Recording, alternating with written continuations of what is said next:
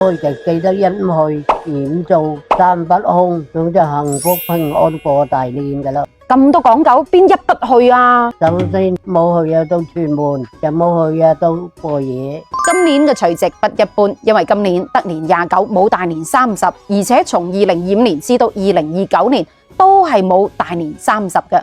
第二個不一般，從2025年開始，除夕已經被定為係法定假日，春節嘅法定假日增加到4日，係咪一個好消息呢？第三個不一般，2025年嘅除夕喺立春之前到，咁剛剛好又喺大寒嘅節氣入邊，所以天氣會係好凍嘅。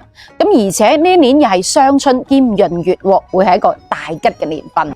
但係喺除夕當日，民間就有好多講究同禁忌啦，例如話除夕唔好訂婚、唔好結婚、唔好搬屋，仲有除夕嘅一不去，唔好去人哋屋企串門，唔好去人哋屋企過夜。按照老傳統認為，如果除夕當晚去人哋屋企食飯啊過夜嘅話，就會將自己嘅好運氣帶走，對大家都不利咁話。咁其實主要係因為呢一日係一家人團聚、食年夜飯、貼春聯、守歲同埋拜神嘅大日子嚟嘅。咁如果你去人哋屋企食飯嘅話，就會打攪到人哋一家人團圓嘅時刻啦。咁人哋就會唔知招呼你好定係唔招呼你好啦，自己亦都會覺得好尷尬、好落索。咁另一方面，自己都要留翻喺自己屋企守住嘅，呢一個叫做守歲。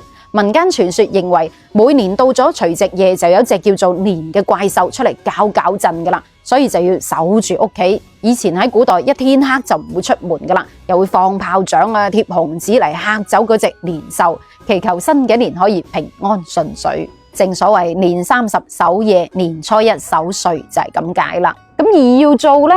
早年返屋企約團年飯，年夜飯又叫做團圓飯、團年飯、年晚飯，即係除夕夜當晚合家團圓嗰餐。咁各地風俗唔同，湖北、湖南嗰邊有啲地方嘅人將佢叫做年早飯，即係喺早上食，又或者喺凌晨食。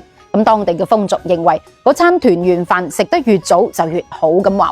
咁呢個習俗係源於古代嘅年終祭祀，拜完神啊，祭祀完祖先，團完年之後就會一家人坐埋一齊食嗰餐團年飯啦。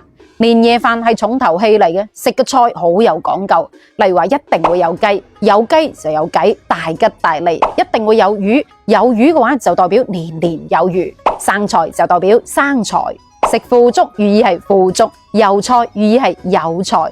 食蝦代表嘅係笑哈哈，打煲代表嘅係紅紅火火，幾好意頭啊！咁唔知你今年除夕夜又係食乜嘢啦吓？咁食完嗰餐團年飯之後，長輩亦都會俾晚輩壓歲錢嘅，其實就係長輩對晚輩嘅一種祝福同埋關愛。往年越大就年30，越少就今年29要團年，團年要拜20個，拜神個，亦要做團年。除夕夜祭拜嘅對象有2個，一個係祖先，一個係神明。咁除夕夜貼完對聯之後，老一輩人就會舉行一個簡單而又隆重嘅祭拜儀式。咁祭品要準備啲乜嘢呢？蘋果就冇俾雪梨，對豬肉，係3杯燒酒，3杯齋晏，識坐就坐斷，識就比較高。嗱，呢一個傳統係為咗表達對祖先嘅尊敬同埋懷念，祈求祖先可以庇佑新嘅一年合家安康、平平安安、順順利利。嗱，我認為呢一個亦都可以話係一種緬懷嘅方式，一種傳承孝道嘅方式。咁年晚啊，要拜拜祖先啊，去感恩祖先，其實就係為咗教育下一代，要不忘宗祖，唔好忘記自己嘅根喺邊，要做一個感恩嘅人。咁三不空又係咩呢？首先個煲個鑊就唔好空，咁就年年有餘啦。嗱，鍋不空指係屋企嘅煲唔好俾佢空，係咁意都剩翻啲剩菜剩飯，寓意係年年有餘咁話。咁呢個風俗其實係嚟源於明太祖朱元璋嘅。話說朱元璋未做皇帝之前，經常挨肚餓，試過喺大年30晚都要挨肚餓。咁等佢做咗皇帝之後，為咗幫助挨肚餓嘅人，佢就下令喺除夕夜當晚個煲要留翻一啲剩飯剩菜，唔好空住個煲過年。咁大家就唔會因為糧食嘅嘢去偷去搶啦。咁慢慢呢個風俗就保留咗落嚟。咁鍋不空象徵嘅係新嘅一年屋企糧食富足，希望唔會挨肚餓。咁二不空呢？個燈夜晚就冇數，長年燈。除夕燈不空指嘅係除夕當晚要留翻盞燈，家中要燈火通明。咁呢個傳統好多地方都仲保留住嘅，象徵嘅係嚟緊新嘅一年可以吉祥幸福，前途一片光明，來年亮堂堂。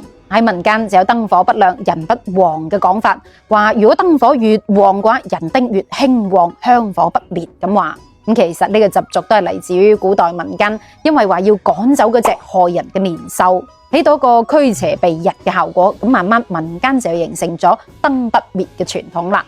咁三不凶呢？間屋就冇個個都去晒，就有人嚟企。老一輩人仲認為除夕夜要守住間屋，間屋唔可以空。傳說話要守住嗰隻害人嘅祟，唔好俾佢出嚟搞震作惡咁話。呢個習俗唔單止體現咗老一輩人對家庭嘅重視，仲係對祖先嘅敬意。因為守住間屋其實就係守住祖先嘅靈魂居所。如果除夕夜間空嘅話，即係代表人丁單薄冇人氣啊。咁呢一個就係除夕夜嘅傳統習俗同禁忌啦。我認為唔可以淨係話用迷信兩個字嚟形容嘅，只不過係老一輩人對美好生活嘅向往同埋追求。但係正正因為有呢啲咁傳統嘅老餅嘢，先至有年味喎。你覺得呢？咁到最後，提前祝大家合家安康、平安順遂。